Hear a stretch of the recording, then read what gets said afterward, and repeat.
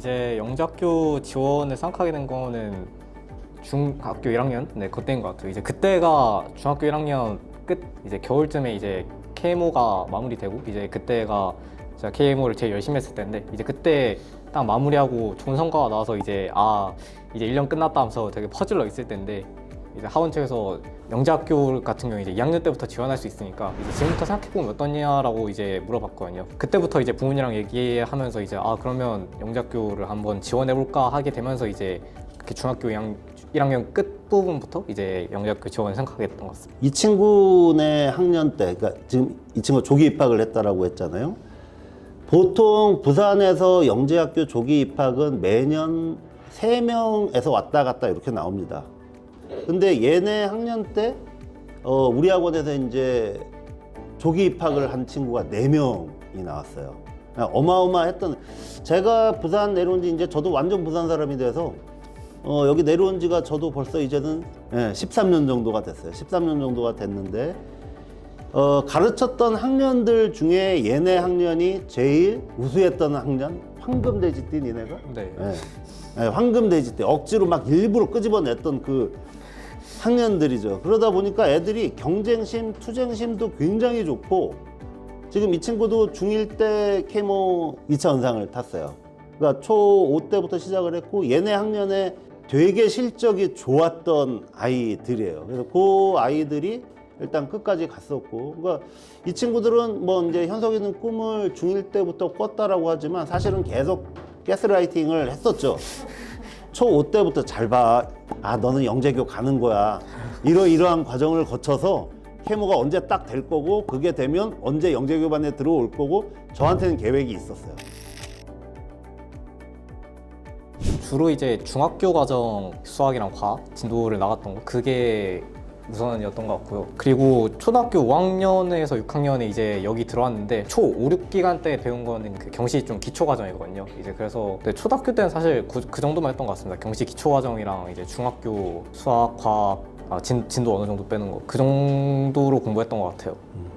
또 제가 정리를 해야 될 것 같은데, 이 친구들은 사실 자기가 무슨 반에 있었는지를 잘 몰라요. 그걸 알 수가 없어요. 아이들의 이제 싹수를 보는 반이 있어요. 제가 하는 반, 프리 KMO 반. KMO에 들어가기 전에 초등학생들을 제가 일단 간보는 반, 선수가 될 건지 아닐 건지. 그래서 이 친구는 5학년 때 프리 KMO 반에 처음에 있었고, 그때는 교과 병행을 합니다. 교과 대부분 우리 학원에서 거쳐가는 과정이죠. 그래서 슈프림 반, 그 다음에 파운데이션 반, 슈프림 반, 이런 식인 거죠. 파운데이션 반은 아직 경시는 하지 않고 교과만 했던 그 과정. 이 친구가 처음에 5학년 때 병행을 한 거죠. 그러니까는 파운데이션 반하고 제가 했던 프리케모 반을 일단 병행을 하면서 교과도 떼고 이렇게 하고, 과학도 아주 기초적인 거 뭐 과학 뒤집기 이런 거 읽고 이랬던, 지금 우리 친구들이랑 큰 차이가 없어요. 거기서 누가 이제 살아남느냐, 이제 이거인 거죠. 영재학교는 3단계가 있습니다. 1단계 서류, 2단계 지필고사, 3단계 캠프, 면접이죠. 근데 이제 제일 떨리는 게 뭐냐면 1단계예요. 1단계는 왜 떨리냐면, 이게 안 되면 시험 볼 기회조차 없어요. 받아들이기가 되게 어려운 거예요. 2단계 지필고사는 떨어지면 아이들이 다 수긍을 해요. 내가 실력이 부족했구나. 근데 3단계는 떨어지면 어떻게 되냐, 캠프는 억울해요. 왜냐면 대수가 2대1 미만으로 남아서 설마 내가 떨어질까 했는데 떨어지면 그런 부분이 있어요. 그러니까 어쩌면 입시를 계속 하려고 하면 1단계 통과가 돼야 되는데, 그렇기 때문에 1단계 굉장히 떨리는 거죠. 그래서 1단계를 위해서 준비한 게 아마 있을 텐데 1단계 준비를 어떤 거를 했어요? 서류 통과. 우선 1단계는 사실 일단 영재학교는 학교별로 약간 차이가 좀 큰데요. 그 중에서 특히 약간 특이하다고 꼽는 게 이제 한과형이 있는데요. 이제 한과형 같은 경우에 이제 준서를 뽑을 때 약간 좀 어떤 기준인지 잘 모르겠다, 약간 이런 얘기가 제일 많이 나오는 학교라서 이제 또 그러기 때문에 제가 기피했던 게 아닌가 싶습니다. 그래서 이제 제가 지원했던 이제 대구, 대전 약간 이쪽이 성향이 비슷하기 때문에 약간 이쪽 기준으로 말씀드리고 싶은데요. 이쪽 기준으로 봤을 때는 이제 결국 자소서를 쓸 때 가장 뭐가 중요했다고 생각했냐면, 본인의 어떤 가장 특징이에요. 경험이 가장 중요하다고 봐요. 어떤 특정한 내가 무언가 수학적으로 뭔가를 했다라는 경험이 가장 중요했다고 봅니다. 그리고 뭔가 두루뭉술하게 나는 난 뭐 어떻게 해서 잘하고 나는 뭐 어쨌든 문제를 잘 풀고 약간 이런 것들을 그냥 써놓으면 결국 이제 그걸 보는 입학사정 입장에서는 다들 똑같은 말이잖아요 결국에. 그래서 그런 것들은 결국 안 중요하고 이 아이만이 약간 경험했던 약간 특징적인 경험 그리고 거기에서 나오는 어떤 뭐 이런 경험을 바탕으로 이러이러해서 지원하고 싶다. 그래서 미래는 뭐가 되고 싶다. 약간 자기만의 이런 스토리라인이나 경험 같은 게 가장 중요하지 않아. 그래서 그걸 위주로 또 자소서의 베이스를 작성했던 것 같습니다. 정확하게 얘기를 했어요. 제가 늘 얘기하는 부분인데 자소서는 무조건 구체적으로 써야 돼요. 본인의 얘기를 단언코 얘기하는데 이런 쪽 자소서는 논술 선생님 쓰는 거 쉽지 않습니다. 미사여고 좋지 않습니다. 오히려 투박한 거. 정말 애가 썼구나. 얘가 우리 학교를 얼마나 진지하게 오고 싶구나. 이게 굉장히 중요합니다. 그래서 자소서는 평소에 우리가 이 학교에 대한 관심이 없으면 힘들죠. 물론 여기가 학원이니까 없던 관심도 생기게는 해줘요. 없던 관심도 생기게 해요. 얘는 예를 들면 우리 현석이 같은 경우에도 처음에 이제 제가 두 학교 중에 고민을 했었거든요. 얘기도 했지만 대구와 대전. 그럼 이 아이가 떨어지지 않고 붙을 수 있는 가장 좋은 학교는 어디일까? 저는 대전이라고 대전을 쓴 아이들 중에 얘가 1등이라고 생각을 했기 때문에. 그래서 그런 부분들까지도 생각을 하면서 이제 또 가스라이팅을 해야 되는. 너는 원래 대전인 거야. 넌 생긴 게 대전이야. 뭐 이런 식으로 해서 그냥 가스라이팅을 해야 되는 거예요. 일단 지필고사가 이제 저 때는 수학이랑 과학 두 과목이 끝이었고 이제 저 이후로 이제 최근에 이제 정보까지 추가됐다고 이제 알고 있고요. 일단 저 때는 수학 과목만 준비하면 됐으니까 수학이랑 과학을 이제 이 학원에 준비를 했는데 이제 수학 같은 경우에는 사실 경제 하듯이 그냥 수학 준비하면 되고 이제 과학 같은 경우에 물화생지 이제 네 과목을 이제 각각 준비해야 되는데 이제 제가 아무래도 중학교 2학년 때 지원하다 보니까 중학교 3학년 내용을 이제 과학 같은 경우에 중학교 3학년 내용을 잘 모르는 상태에서 시작을 했어요. 그래서 이제 그러다 보니까 이제 아무래도 내용 자체가 좀 더 중요한 생물이랑 지학에 조금 더 관심을 써서 이제 과학은 준비를 했고요. 반대로 이제 물리화학 같은 경우에는 이제 문제를 내되 이제 뭔가 선행학습 이런 거에 조금 그 제재를 많이 받는 과목이라서 이제 고등학교 수준을 넘어서는 물리화학 문제를 그렇게 어렵게 내진 않습니다. 그래서 오히려 물리화학은 이제 대충 어떤 유형들이 나오는구나 같은 걸 살피면서 이제 물론 계산 능력도 중요하지만 거기에 살짝 뭔가 아이디어적인 그런 문제들도 종종 나오는 편이라 그런 것들을 참고해서 준비했고요. 수학 같은 경우에는 이제 늘 해오던 것처럼 이제 준비를 했습니다. 경시 시절에서 쭉 이어져 오는 거라서 수학은 이게 그 약간 수학을 다루다 보면 약간 문제 약간 유형 뭐 스타일 약간 이런 얘기들이 많이 나오는데 사실 수학이랑 과목이 따지고 보면 결국에는 문제를 생각하는 방식이 뭔가 스타일에 따라서 달라진다거나 그런 건 아니거든요. 결국에 수학 문제를 푸는데 필요한 어떤 사고 능력이 있고 약간 자신이 가지고 있는 약간 주로 도구라고 표현하는데 그런 문제 해결 방식들이 있는데 그런 것들을 어느 과목을 공부하든 결국 이제 수학을 하다 보면 배우게 돼 있고 경시를 하면서도 마찬가지로 이제 결국 수학 문제를 다루는 능력을 배우게 되는 건데 그게 이제 뭐 영재교 입시 수학이 됐든 아니면 나중에 가서 뭐 고등학교 내신 수학이 됐든 수능 수학이 됐든 그게 문제를 푸는 도구들이 갑자기 어떤 도구가 필요 없어진다거나 그러진 않거든요. 결국에 한번 내가 어떤 수학 문제들을 푸는 능력을 배웠으면 그 능력이 결국엔 뒤에 가서도 계속 쓰이고 하기 때문에 그게 수학의 어떤 뭔가 영재고 내신 수학은 잘하는데 아니면 뭐 수능 수학은 못하는 약간 이런 경우는 잘 없단 말이에요. 결국에 수학 한 분야를 잘하면 결국 다른 수학 분야가 다 잘하기 때문에 결국에 KMO를 하게 되면 어쨌든 거기서 배웠던 수학적 능력들이 이후에 영재고 입시가 됐든 나중에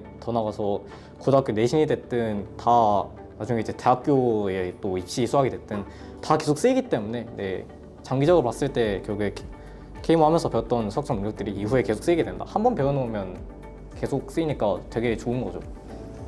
KMO 문제가 영재교 입시 문제 나오나요? 안 나오죠. KMO랑 똑같은 문제, KMO 스타일의 문제들은 안 나와요. 근데 어머니 이상하게요. 시험은 누가 잘 보냐면요. KMO 상 탔던 애들, KMO 했던 애들이 시험은 잘 봐요. KMO를 아예 안 하면 시험을 잘 못 봐요. 볼 수 있어요. 필요한 부분이 있어요. 대신에 머리가 남달라. 그것만 가지고 있으면 돼요. 머리가 남다르면 KMO KMO 공부를 시키는 이유 중에 하나는 머리가 남다르지 않기 때문에 남다르지 않은 거를 훈련을 시켜서 남달라 보이게 만드는 거예요. KMO 시험이 직접적으로 영재교 문제에 나오지는 않는다. 하지만 KMO를 잘했던 아이들 또는 그 공부를 했던 애들이 영재교 문제를 잘 풀 개연성은 굉장히 높아진다. 그렇기 때문에 조금 더 어릴 때 적응을 많이 해둬야 편하다. 너무 어릴 때 말고 최소한 중1, 2. 니네가 몇 명이지? 저희가 한 90명 정도. 80명의 사회적 배려 대상자 아이들 정원에 아이까지 해서 90명, 91명까지 정도 될 수 있습니다. 왜냐하면 정원의 12%까지 뽑을 수 있다기 때문에. 거기서 이제 저 졸업할 때, 그러니까 정확히 등수는 알려주지 않았는데 이제 3학년 1학기 때 이제 원서 지원할 때 봤던 등수는 이제 10등이었습니다. 시험적. 그러니까 우리 학원의 자랑이 뭐냐면 우리 학원 출신 아이들이 영재학교 가서 절반 밖으로 나가는 경우는 아예 없다라고 보시면 됩니다. 근데 솔직하게 말씀드리면 부산에 있는 대부분의 학원들 아이들은 절반 바뀐 경우들이 많아요. 걔들이 못해서가 아니고 뭐가 안 돼 있어 수학 베이스가 아니기 때문에. 심지어는 저희는 합격자 반 이후 일부 학원에서 재학생 기준으로 재학생 수업을 하는 학원들이 있잖아요. 거기 보면 다 저희 애들이에요. 아이러니하게도 그 학원 출신 아이들은 없어요. 거기에 상위권은 1등부터 그냥 다 우리 애들. 뭐 상탐은 다 원래 우리 애들. 이미 이제 들어갈 때부터 차이가 큰 거죠. 어떻게 들어가는 게 중요한 게 아니고 들어가서 잘하는 게 훨씬 더 중요합니다. 앞으로 진로는 어떻게 생각을 하고 있는지, 영재에 나오는 사람들은 뭐를 하게 될지. 사실 이제 다른 공대 쪽 같은 경우는 사실 되게 명확한데 수학과 같은 경우는 이제 진로가 되게 굉장히 다양해요. 이제 아무래도 다른 말로 하면은 이제 미래가 명확하지는 않다라는 거긴 한데 근데 일단 지금으로서는 사실 일단은 나중에 이제 해외 대학원 쪽으로 유학을 가는 거를 목표로 하고 있고요. 사실 그래서 그쪽으로 최대한 알아보면서 지금 학부 생활을 하고 있는 중입니다. 네. 이게 좀 농담한데 이 친구도 저한테, 이 친구뿐만 아니라 모든 영재교반에 있는 아이들이 저한테 제일 많이 듣는 얘기가 니네는 사회로부터 영원히 격리된 삶을 살아야 된다라는 얘기를 제일 많이 해요. 왜냐하면 이제 이들이 하고 있는 농담 수준과 놀이 문화를 보면 정상적으로 학교 아이들이랑은 좀 달라요. 되게 유치해요. 그러니까 뭐 조금 나쁘게 얘기하면 사회화가 굉장히 더딘 아이들. 그러니까 이런 쪽으로는 굉장히 좋아하지만 그래서 제가 얘네들한테 니네 꿈은 나는 교수가 됐으면 좋겠다를 맨날 계속 공부해라. 공부하는 직업을 가져라를 제일 많이 얘기를 했거든요. 지금도 똑같아요.